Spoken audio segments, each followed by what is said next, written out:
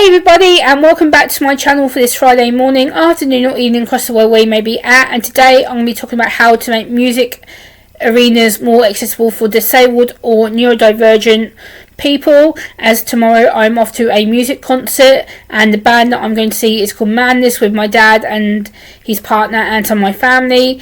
And my dad's been following Madness for quite a long time, since he's very young, and I've seen Madness. This will be my 5th time with him. So they are a ska mod kind of band, and that's kind of what I've been raised on music wise. So I thought it'd be nice to go with him tomorrow, as it's their farewell tour. But today I'm going to be talking about how to make it more accessible. So one is download pictures or images from the official website of the venue you're going to. So I'm going to a venue called Colchester Castle Park, and Colchester Castle Park is about an hour and 20 minutes down the road from me, and we're going to be obviously going to a place I've never been to before. So again, it's me researching, looking at pictures, looking at spaces where I can go. So find things like safe spaces, first aid spaces, the fire exits, things like that, so you know where you're going to get in and out.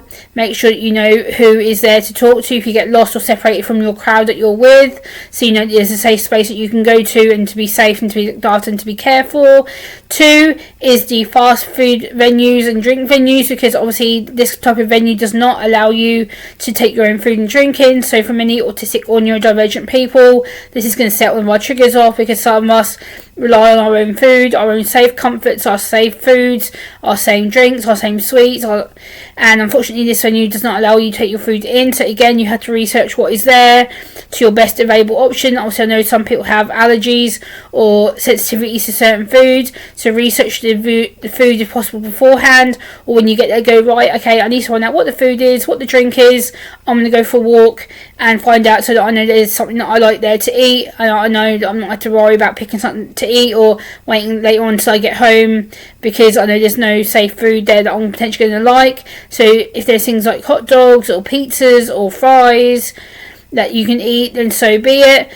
3, if there's any kind of little merchandise shops that you can go and look in, little merch stores that will have things that you can buy or look at, just as something to do to keep your mind ticking over, is a good idea. 4, I would say, is make sure that you, obviously some music festivals will give you like a wristband that you can wear, so if you've got a wristband, make sure that you stay within that coloured zone so you know where you're at, so you don't just wander off and get separated. 5, I would say, if you can, is take your ear defenders or earbuds or earphones with you, because if you get emotionally overstimulated or mentally overstimulated, then that will reduce your anxiety and overwhelm and the panic situation.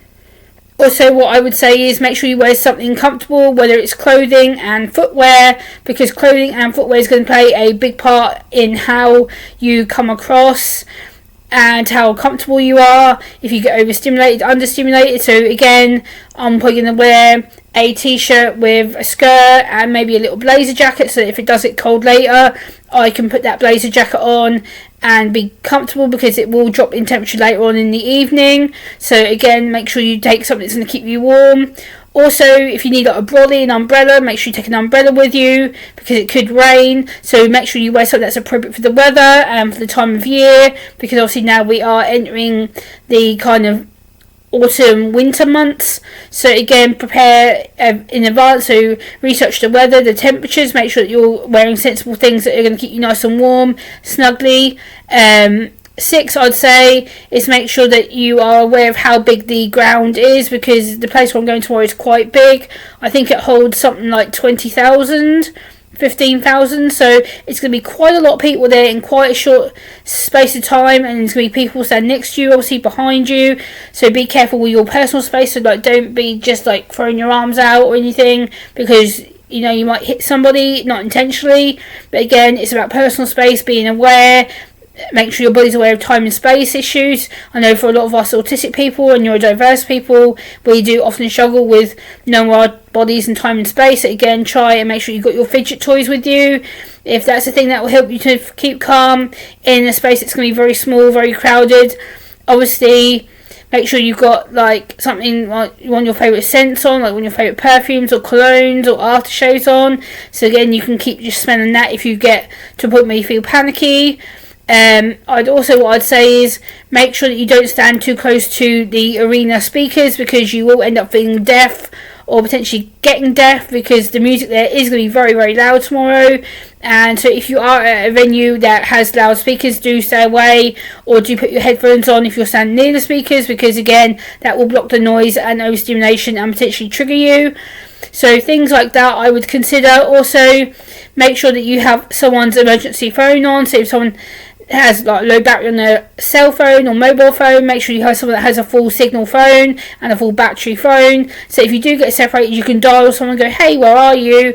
And arrange to meet them at the fire exit, or the safety tent, or the first aid tent, or food tent, and say, hey, I'm standing outside such and such, come meet me. So at least then, if you do get separated, don't just wander off and keep walking. Stay where you're able to be seen and spotted. Maybe if you do have some like bright, like I know some of the festivals offer like them glow stick jewellery things, put one of them on and just like wave your arm, because then at least they'll be able to see it. So things like that would be a really good indication to keep you safe.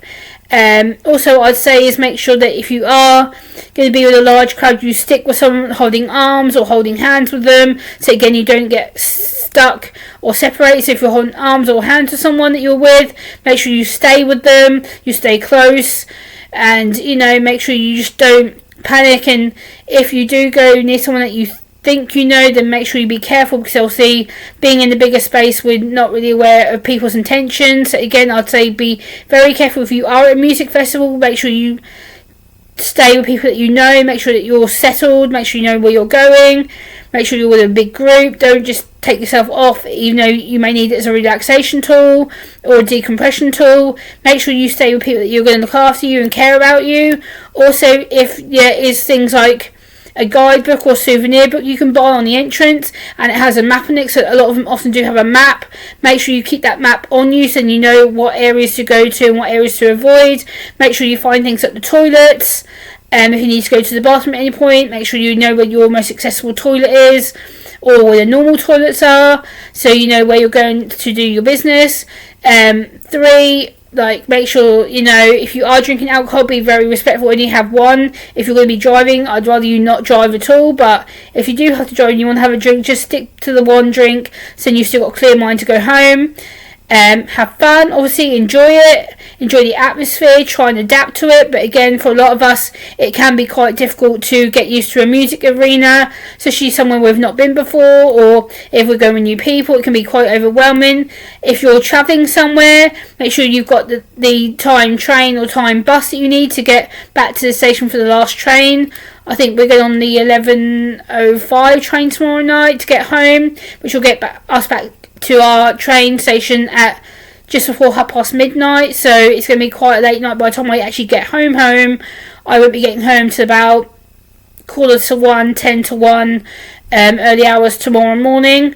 But yeah, make sure that you do know your route home and route to there, so make sure you've got your travel arrangements sorted out, and make sure that you've got enough money to last you as well, because money plays an important factor as well. So I hope you've enjoyed hearing these tips, tricks and advice from me. Please like, comment, share and subscribe, and I'll see you on the next one.